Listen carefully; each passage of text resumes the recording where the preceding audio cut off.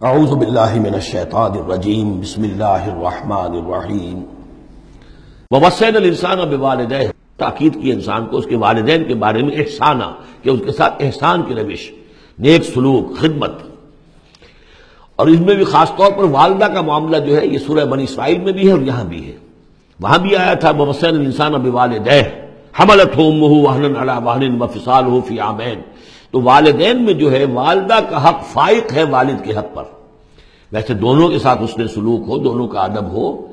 وَإِمَّا يَبْلُغَنَّ عِندَكَ الْكِبَرَ أَحَدُهُمَا أَوْ كِلَاهُمَا فَلَا تَقُل لَّهُمَا أُفٍّ وَلَا تَنْهَرْهُمَا وَقُل لَّهُمَا قَوْلًا كَرِيمًا. یہ ہم پڑھ چکے ہیں. لیکن یہاں بھی اور وہاں بھی خاص طور پر والدہ کا، اس لیے کہ مشقت جو ہے پیدائش میں ساری کی ساری مشقت جو ہے ماں کی ہے. باپ کا کیا حصہ ہے؟ وہ تو ایک کوئی اس کی لذت کا لمحہ ہوتا ہے، وہ اس کے اندر اس نے وہ مون ٹپکائی اور فارغ. اب وہ ساری مصیبت کون جھیل رہی ہے؟ وہ عورت جھیل رہی ہے، ماں جھیل رہی ہے. سارا پریگننسی کا دور جو ہے اس میں ابتدائی دور جو ہے اس میں اسے جی متلا رہا ہے، الٹیاں آ رہی ہیں، چیزوں سے نفرت ہو رہی ہے. پھر جب بوجھل ہو گئی ہے، جسم بوجھل ہو گیا ہے، بوجھ اٹھائے ہوئے ہے، پھر وضع حمل کی مشقتیں ہیں، وہ درد ذیل ہے. پھر اس کو دودھ پلانا ہے 2 سال تک، اس کے جو اس کو گند ہے اس کو صاف کرنا ہے، پوتڑے دھونے ہیں. یہ سارے کام کون کر رہا ہے؟ ماں کر رہی ہے. باپ کا تو اس میں حصہ ڈائریکٹ نہیں، انڈائریکٹ ہے کہ بہرحال وہ کمائی کرتا ہے، پرووائڈ کرتا ہے، یہ بات دوسری ہے. لیکن جو مشقت ماں کی ہے، اسی لیے حدیث میں آتا ہے کہ ایک صحابی نے حضور سے سوال کیا کہ میرے حسن سلوک کا سب سے اولین مستحق کون ہے؟ آپ نے فرمایا تمہاری والدہ. انہوں نے پوچھا پھر ان کے بعد کون؟ فرمایا پھر تمہاری والدہ. تیسری مرتبہ پھر کون؟ حضور پھر والدہ تمہاری. چوتھی مرتبہ جب اس نے پوچھا ان کے بعد کون، تو آپ نے فرمایا تمہارے والد. یعنی والدہ کا حق جو ہے وہ والد کے حق پر، یہ ہے اخلاقی حق. قانونی حق والد کا زیادہ ہے. اگر سیپریشن ہو جائے گی تو اولاد والد کی ہے، قانونی حق اس کا زیادہ ہے. لیکن اخلاقی حق، خدمت کا حق، اور جنت جس کے پاؤں تلے ہے وہ باپ نہیں ماں ہے. جنت جو ہے وہ تو اس کے قدم تلے تحت اقدام الامہات. اس حوالے سے اخلاقی مقام جو ہے وہ عورت کا زیادہ ہے، ماں کا زیادہ ہے. فرمایا حملتہ امہ کرہا ووضعتہ کرہا. اس کی ماں نے اسے اٹھائے رکھا اپنے پیٹ میں تکلیف جھیل کر، اور پھر اس کو وضع حمل ہوا، اس کو جنا تکلیف کے ساتھ. وحملہ وفصالہ 30 شہرا. اور اس کا یہ حمل اور پھر دودھ پلانا یہ لگ بھگ جو ہے 30 مہینے ہوتے ہیں. حتی اذا بلغ اشدہ، یہاں تک کہ جب وہ اپنی پوری قوت کو پہنچتا ہے، بلوغت کو پہنچتا ہے. اور یہاں سے بلوغت سے مراد جو ہے وہ نفسیاتی بلوغت ہے، ذہنی اور نفسیاتی بلوغت. ایک جسمانی بلوغت ہوتی ہے، وہ تو 16 17 18 اس سال کے اندر آدمی جو ہے وہ پورا بالغ ہوتا ہے. لیکن جسمانی بلوغت نہیں. یہاں جو ہے 40 برس کا ذکر آ رہا ہے. حتی اذا بلغ اشدہ وبلغ 40 سنۃ، جب وہ 40 برس کا ہو جاتا ہے. سائیکولوجیکل میچورٹی جو ہے انسان کی وہ 40 برس کی ہے. یہی وجہ ہے کہ 40 برس ہی کی عمر میں جو بھی نبوت جو ہے وہ ملتی تھی. حضور کو بھی 40 برس کی. فلما بلغ 40 سنۃ حبب الیہ الخلاء فکان یخلو بغار حراء. ایک حدیث ہے بڑی پیاری جس کی راویہ ہیں ام المومنین حضرت عائشہ صدیقہ رضی اللہ تعالیٰ عنہ، جس میں فرمایا انہوں نے کہ حضور نے مجھے بتایا کہ جب میری عمر 40 برس کے قریب ہوئی تو مجھے خلوت گزینی محبوب ہو گئی، تنہائی میں بیٹھ کر. اور پھر آپ جا کر کئی دن کئی راتیں جو ہے غار حرا میں آپ تنہا رہتے تھے، خلوت گزینی. پھر وہیں پر وہی کا آغاز ہوا ہے. تو 40 برس کی عمر، اگرچہ استثناءات ہیں. حضرت یحییٰ کے بارے میں ہم پڑھ چکے ہیں سورہ مریم میں. آتیناہ الحکم صبیہ، بچپن ہی میں اللہ نے انہیں حکمت عطا فرما دی، اور ان کو جو بھی وہ میچورٹی ہے اللہ نے بہت ابتدائی عمر میں عطا فرما دی. حضرت عیسیٰ کا معاملہ بھی ایسا ہی ہے، لیکن عام قاعدہ و قانون وہی ہے 40 برس کا. حتی اذا بلغ اشدہ وبلغ 40 سنۃ قال رب اوزعنی ان اشکر نعمتک التی انعمت علی وعلی والدی.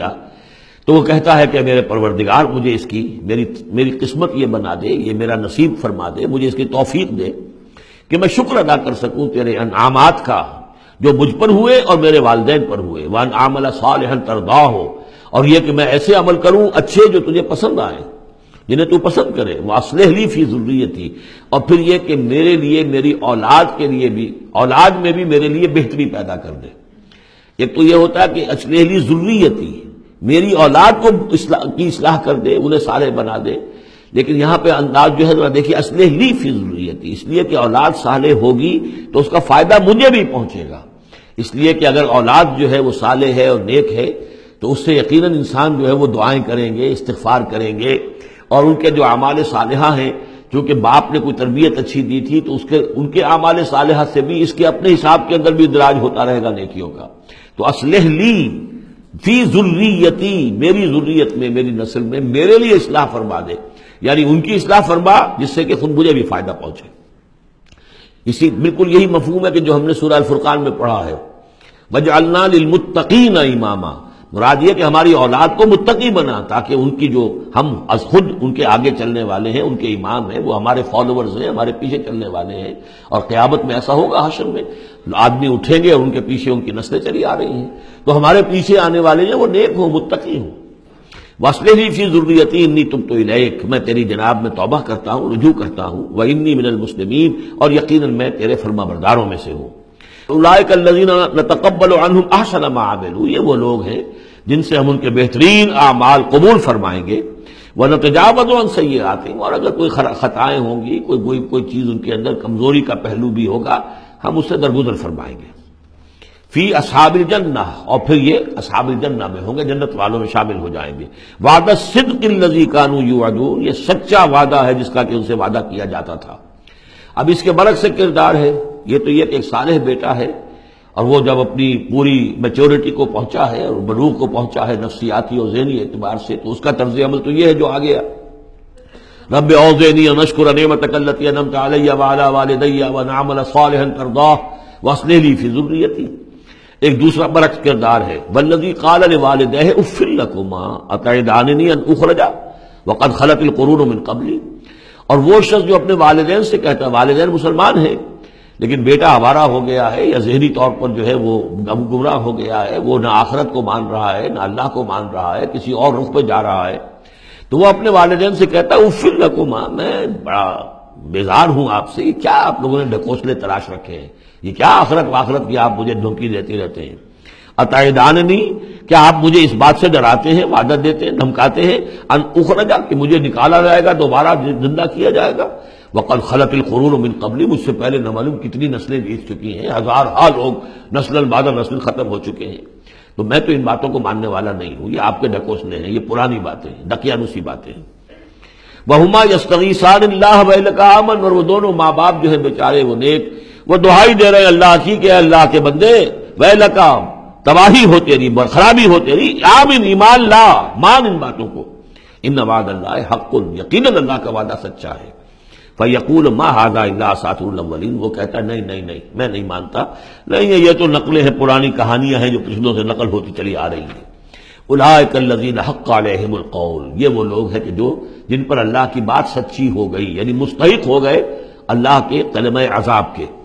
فی امم قد خلت من قبلہم، اور انہی قوموں کے اندر وہ بھی پھر شامل کر دیے جائیں گے جو ان سے پہلے گزر چکی ہیں، من الجن والانس، جنات میں سے بھی اور انسانوں میں سے بھی. انہم کانوا خاسرین، یقیناً وہی لوگ ہیں پھر سارے والے برباد ہونے والے. وَلِكُلٍّ دَرَجَاتٌ مِّمَّا عَمِلُوا، اور سب کے لیے درجے اور مقامات معین ہوں گے ان کے اعمال کے اعتبار سے. وَلِيُوَفِّيَهُمْ، اور تاکہ اللہ تعالیٰ پورا ان کے اعمال، وَلِيُوَفِّيَهُمْ أَعْمَالَهُمْ وَهُمْ لَا يُظْلَمُونَ، پورا ان کو دے دے گا ان کے اعمال کا بدلہ، اور ان پر کوئی ظلم نہیں ہوگا، کوئی حق تلفی نہیں ہوگی. وَيَوْمَ يُعْرَضُ الَّذِينَ كَفَرُوا عَلَى النَّارِ، اور جس دن کہ یہ کافر پیش کیے جائیں گے آگ پر، اور اس وقت ان سے کہا جائے گا اذهبتم طیباتکم فی حیاتکم الدنیا واستمتعتم بها، دیکھو بھائی تم نے اپنے جو مزے لینے تھے، لوٹنے تھے، عیش کرنے تھے، وہ تم دنیا کی زندگی میں کر چکے ہو. تم نے وہاں حرام خوریاں کی، حلال اور حرام کی تمیز کو ختم کیا، تم نے وہاں عیش کیے. اذهبتم طیباتکم، اپنی مزے کی چیزیں جو ہے وہ تم لے جا چکے. فی حیاتکم الدنیا، تم اپنی دنیا کی زندگی میں، واستمتعتم بها، اور اس سے تم نے بہت فائدہ اٹھا لیا. فَالْيَوْمَ تُجْزَوْنَ عَذَابَ الْهُونِ بِمَا كُنتُمْ تَسْتَكْبِرُونَ فِي الْأَرْضِ بِغَيْرِ الْحَقِّ، تو آج اب تمہیں بہت ہی اہانت آمیز عذاب دیا جائے گا، ذلت کا عذاب، بسبب اس تکبر کے جو تم کرتے رہے ہوئے زمین میں ناحق. وَبِمَا كُنتُمْ تَفْسُقُونَ، اور جو تم نے وہاں پر نافرمانیاں کی ہیں اور ہمارے احکام کو توڑا ہے. صدق اللہ العظیم.